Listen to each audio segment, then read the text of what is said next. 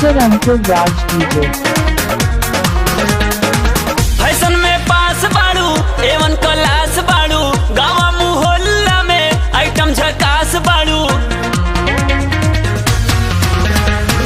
Fashion में पास बाड़ू A1 class बाड़ू गाँव मोहल्ला में आइटम झकास बाड़ू। रोड पे चलबू गदर होई जाई मरबू आँख मडर होई जाई मरबू आँख मडर होई जाई मरबू आँख मडर होई जाई डर होई जाई। मेरा नाम है अंकुर राज डीजे बाराबंकी।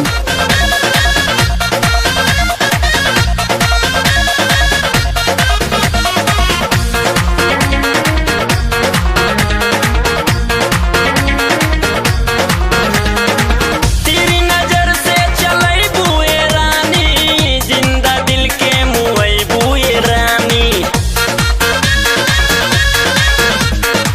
हाथ के हूँ के नई बुए रानी नाच तू सबके नचई बुए रानी। घर के बिंदास बाड़ू घूमे के जात बाड़ू कमर हिला के गोरी गजबे बल खात बाड़ू। चर्चा सगरो नगर होई जाई मरबू आँख मडर होई जाई मरबू आँख मडर होई जाई मरबू आँख मडर होई जाई डर होई जाई।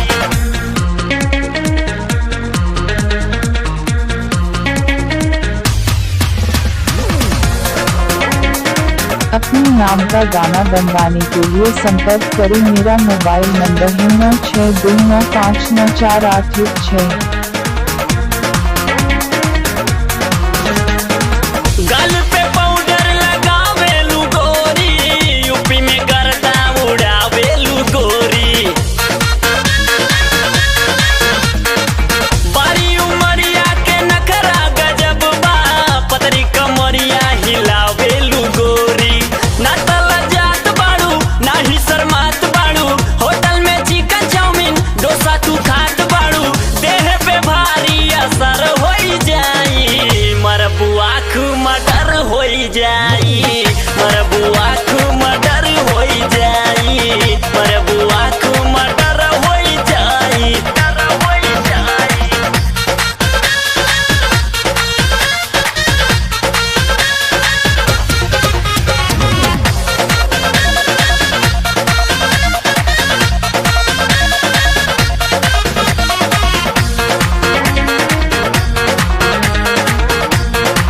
अंकुर राज डीजे। होश उड़ावेलू सबके तू रानी झलके बदन से जवानी के पानी। समीर राजा भैया पीछे पड़ल बोला ना बनबू तू के कर दीवानी। लड़की तू हाट बाड़ू जिला में टाप बाड़ू 16 के रास करके 17 में जात बाड़ू।